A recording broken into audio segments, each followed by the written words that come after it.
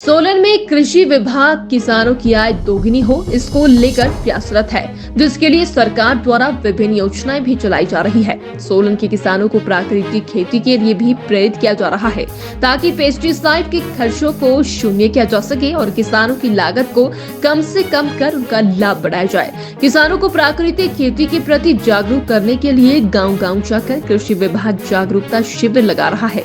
प्राकृतिक खेती करने वाले किसानों को सरकार द्वारा विभिन्न लाभ भी दिए जा रहे हैं। ये जानकारी जिला कृषि अधिकारी सीमा बंसल ने मीडिया को दी। जिला कृषि अधिकारी सीमा बंसल ने बताया कि अभी तक कृषि विभाग 9105 किसानों को प्राकृतिक खेती के प्रति जागरूक कर चुके हैं।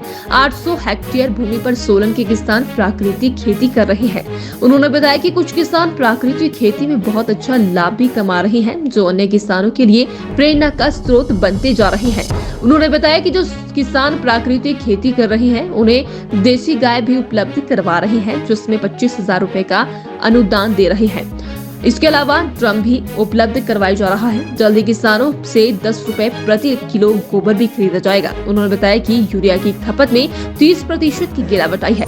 सोलन में प्राकृतिक खेती में जो किसान हमारे शिक्षित हुए हैं, जो प्रशिक्षित किसान हैं, वो 9105 हैं और इसमें जो हमारा क्षेत्रफल है वो अभी तक 800 हेक्टेयर के आसपास जुड़ चुका है। 798.70 हेक्टेयर एरिया है और प्राकृतिक खेती हम आपको जैसा कि मालूम है कि 18 से कर रहे हैं, तो अभी किसानों में इसको लेके क्योंकि रुझान बढ़ता जा रहा है, तो जैसे मैंने आपको बताया कि 9105 कर प्रशिक्षित है, जिससे कि उन्होंने फर्दर इसको स्प्रेड करके कम से कम 50,000 ऐसे फार्मर्स हैं जो इसको अपना चुके हैं।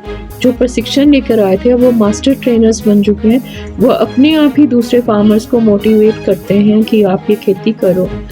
इसमें सबसे अच्छी बात है कि इसमें लागत तो है ही नहीं, शून्य लागत है और इतना अच्छा इसका हो जाता है। विधियाँ सभी को पहले से मालूम है कि विधियाँ क्या हैं। बीजामृत, जीवामृत, घन जीवामृत और वास्पा है। और प्राकृतिक खेती में हमारा सोलन में जैसा कि आपको पता है कुछ फार्मर्स तो इतना अच्छा कर रहे हैं। शैलेंद्र जी हैं, दियारत वाले हैं।